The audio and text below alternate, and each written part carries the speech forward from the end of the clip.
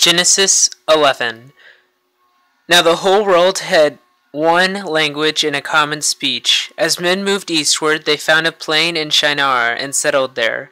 They said to each other, "Come, let's make bricks and bake them thoroughly."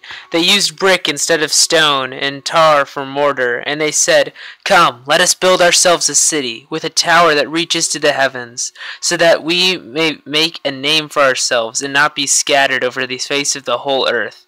But the Lord came down to see the city and the tower that the men were building. The Lord said, "If as one people speaking the same language they have begun to do this, then nothing they plan to do will be impossible for them. Come, let us go down and confuse their language, so they will not understand each other." So the Lord scattered them from there over all the earth, and they stopped building the city. That is why it was called Babel, because there the Lord confused the language of the whole world. From there the Lord scattered them over the face of the earth. This is the account of Shem. 2 years after the flood, when Shem was 100 years old, he became the father of Arphaxad. And after he became the father of Arphaxad, Shem lived 500 years and had other sons and daughters. When Arphaxad had lived 35 years, he became the father of Shelah. And after he became the father of Shelah, Arphaxad lived 403 years and had other sons and daughters. When Shelah had lived 30 years, he became the father of Eber. And after he became the father of Eber, Shelah lived 403 years and had other sons and daughters. When Eber had lived 34 years, he became the father of Peleg. And after he became the father of Peleg, Eber lived 430 years and had other sons and daughters. When Peleg had lived 30 years, he became the father of Reu. And after he became the father of Reu, Peleg lived 209 years and had other sons and daughters. When Reu had lived 32 years, he became the father of Serug. And after he became the father of Serug, Reu lived 207 years and had other sons and daughters.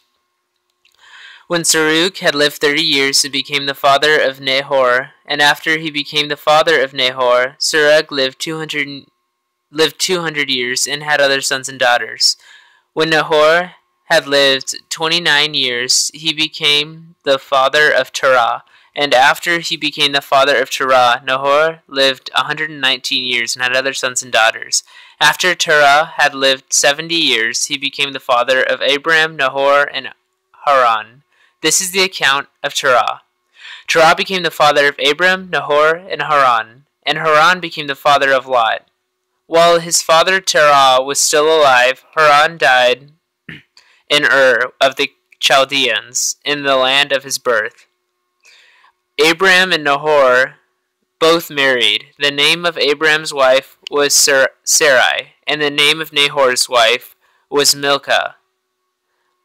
She was the daughter of Haran, the father of both Milcah and Iscah. Now Sarai was barren. She had no children. Terah took his son Abram, his grandson Lot, son of Haran, and his daughter-in-law Sarai, the wife of his son Abram, and together they set out from Ur of the Chaldeans to go to Canaan. But when they came to Haran, they settled there. Terah lived 205 years, and he died in Haran.